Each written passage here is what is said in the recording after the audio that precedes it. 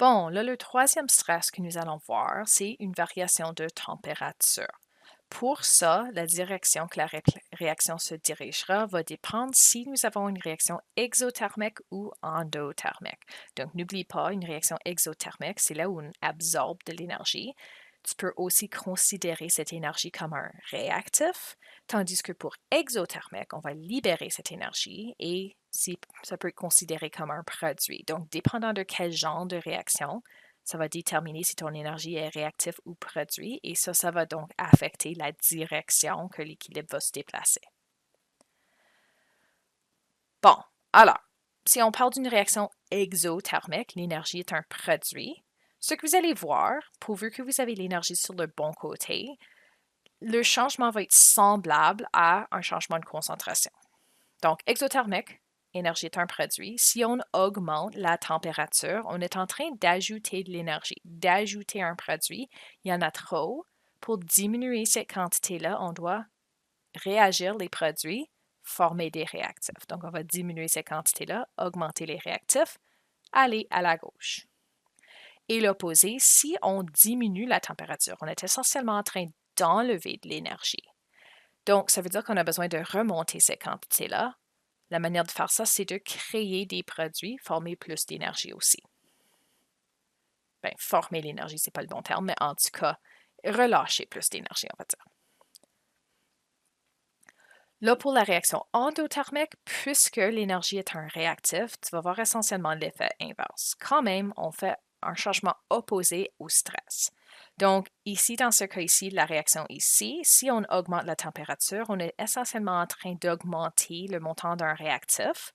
Pour diminuer ça, on va utiliser les réactifs, former plus de produits. Alors, à droite.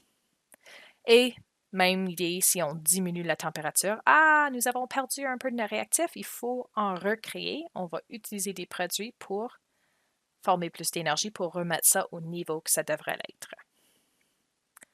Alors, encore, ça fonctionne un petit peu comme nos concentrations, diminuer ou augmenter une concentration. Faites juste attention si l'énergie est un réactif endothermique ou un produit exothermique.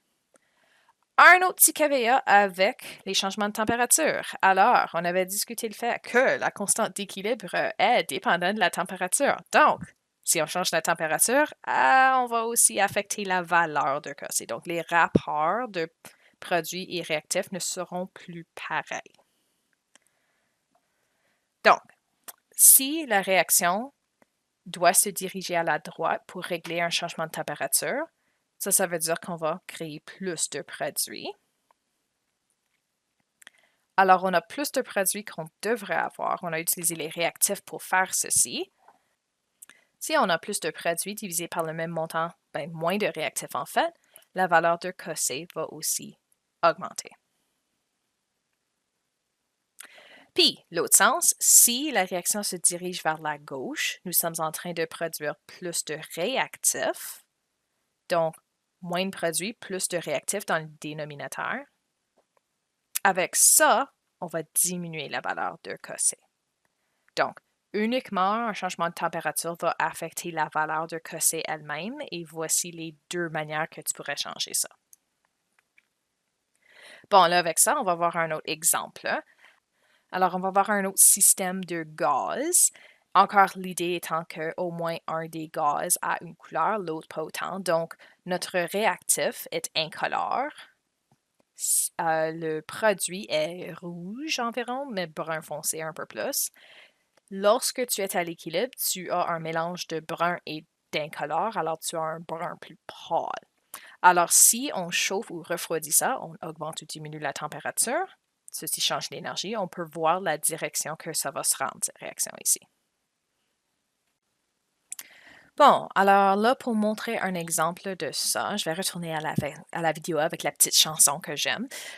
Puis encore, nous allons voir cet exemple-là avec les gaz. Alors, allons-y, on va voir qu'est-ce qui se passe.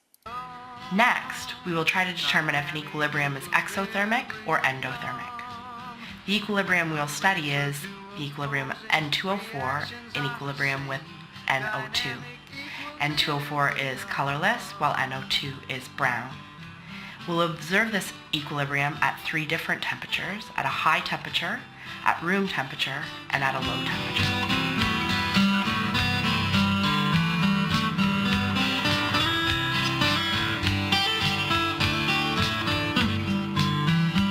Now Shortley had a principal, and I don't mean the head of his school. He observed chemical reaction.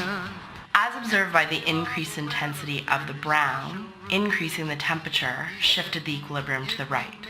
This means that heat is a reactant, and the equilibrium was shifting to the right in order to use up the excess heat.